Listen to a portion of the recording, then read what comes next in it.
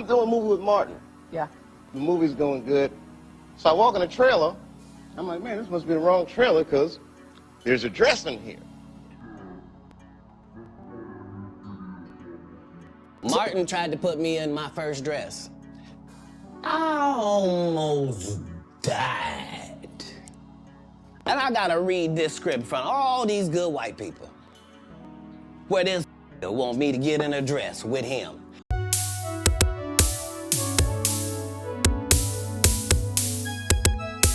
They saying Martin is a head diva out there in Hollywood. He bent over backwards to get to where he at, but Dave Chappelle got a whole lot of makeup on right there, and he said Martin was trying to get him to bend over with him, along with Kevin Hart, Eddie Murphy, Jamie Foxx, Chris Tucker. Eddie Murphy got real thick on y'all and threw a thigh up on his own ass. They saying that he used to be the queen diva, but Martin took over. He is the head diva of comedians, and Katt Williams was so disgusted with Martin. When they invited him to do Big Mama's House Part 2, he said, y'all don't want me, y'all want Brandon T. Jackson. And I'm literally saying to everybody, why is he in a dress again? You already played the old lady as an FBI agent.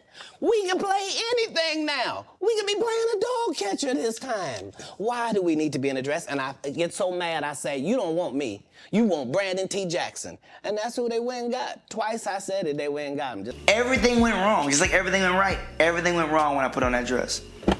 Pre-Big Mamas, to me, actually that's like you have an AD, you say AD, BC. Okay. It's like BM for me. My career pre-BM. So Big Mama was a changing point. Yeah. Yeah. People like Katt Williams and Dave Chappelle is mad at people in the industry like Martin Lawrence because they make it hard for other brothers with integrity to get on. You want to be a big superstar or a big-time comedian. The only way you can get there is if you follow in the footsteps of the greats. But certain dots, like when I see that they put every black man in the movies in a dress at some point in their career, I'll be connecting them down like, wow, all these brothers gotta wear a dress. Wallace. Wow. Wow. I don't think anyone saw this one coming. Everybody picking on Martin like he invented men wearing dresses in Hollywood, but that's the furthest thing from the truth, because there's plenty of brothers out there that wore dresses and they still wearing dresses, man.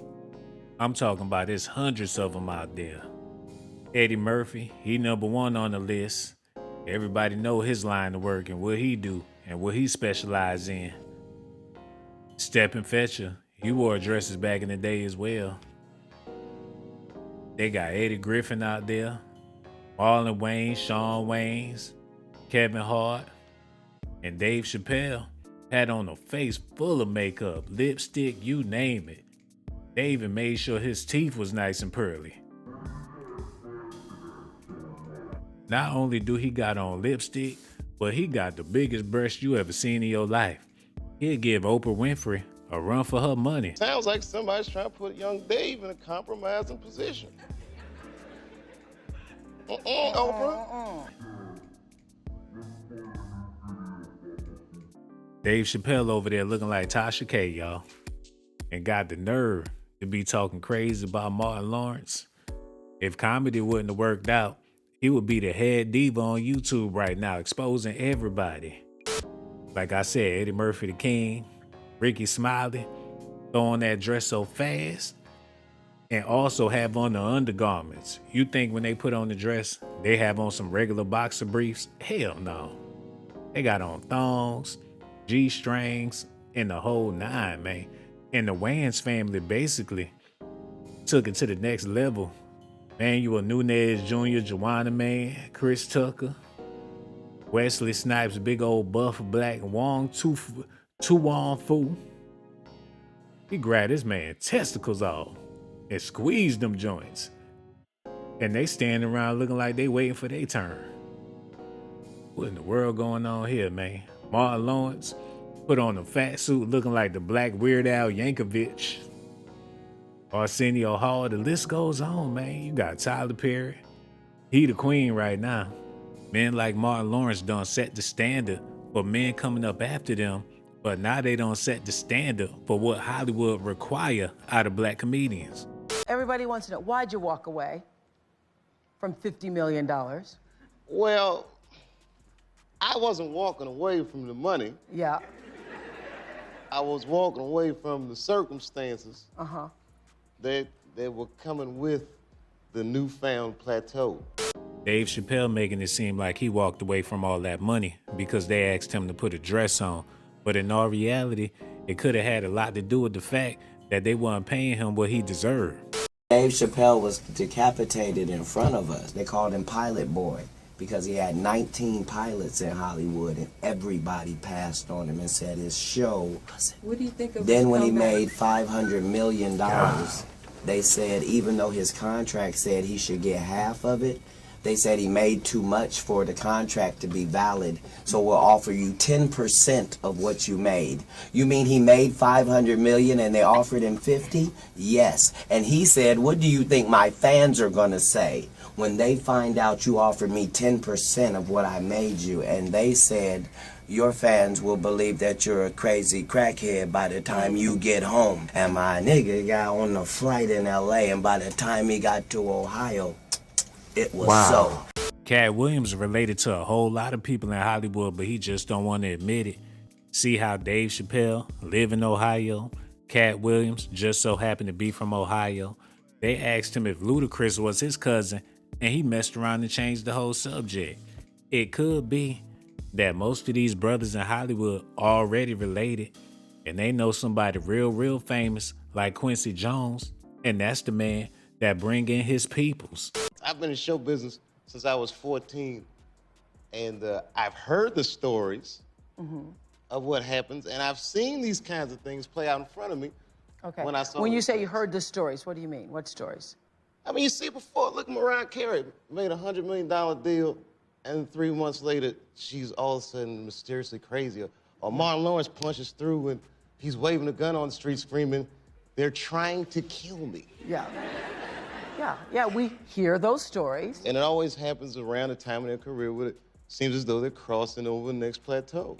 Martin shouldn't be going up in them halal restaurants with that Big Mama suit on. He like that Middle Eastern food, but he gotta know, Middle Eastern people don't play that. Hell yeah, they was trying to kill him.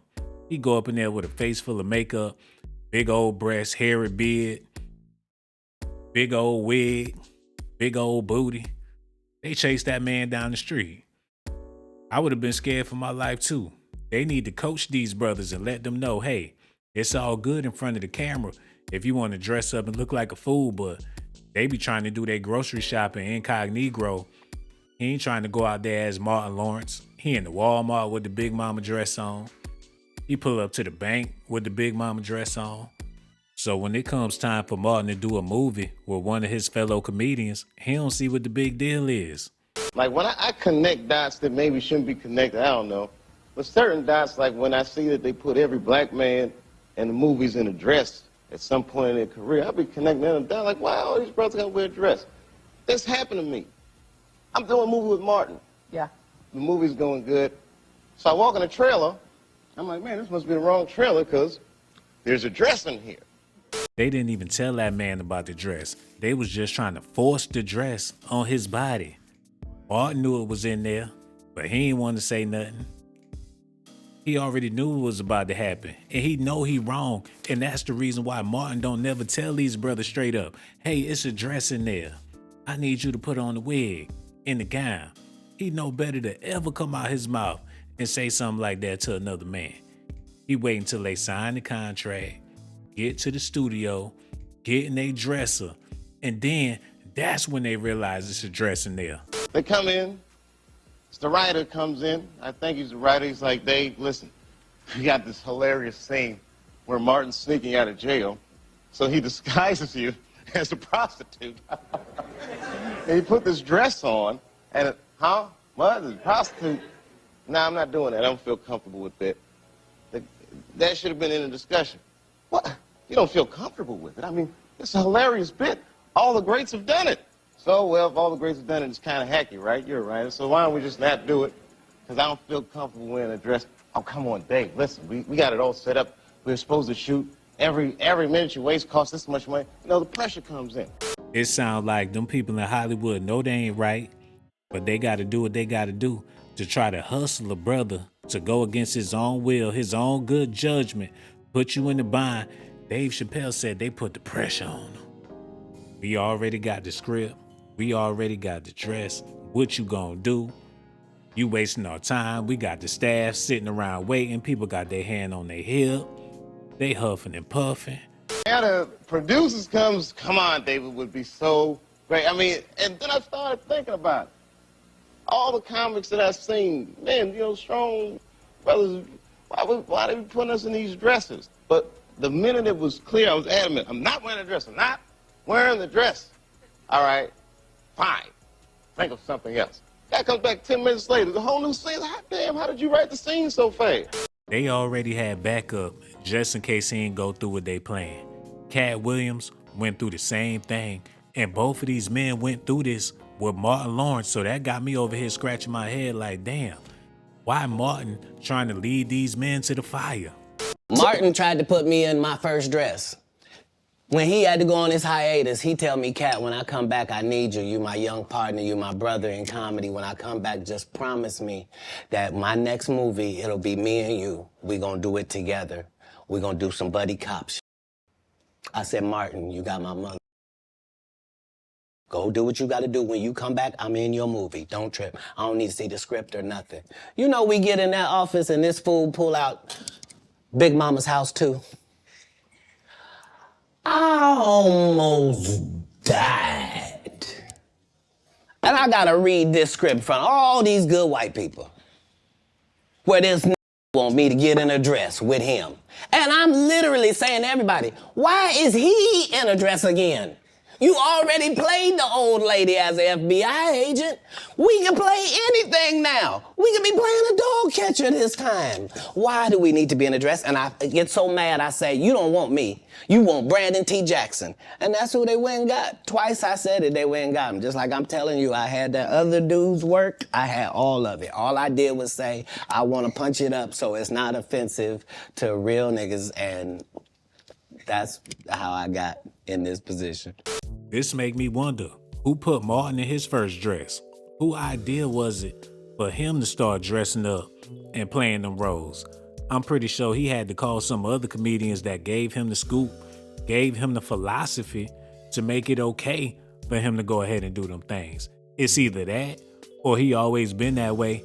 Back in the day with Kid and Play, they say they was boyfriend and girlfriend. I don't believe that because I respect them. They made classic movies. But you just never know. With all this funny business going on, ain't no telling what's going on. Y'all gonna have to let me know how y'all feel about this in the comment section. Everything I said is alleged allegations. Please hit that subscribe and that notification button. And for the people that hit that Cash App, I really do appreciate y'all. And one more thing, subscribe to my channel if that's what you want. Subscribe to my channel if that's what you want. But if that's not what you like, then you must be a punk. Hold on now, here we go. Who is this girl? She got that junk in her trunk. Baby girl, back it up.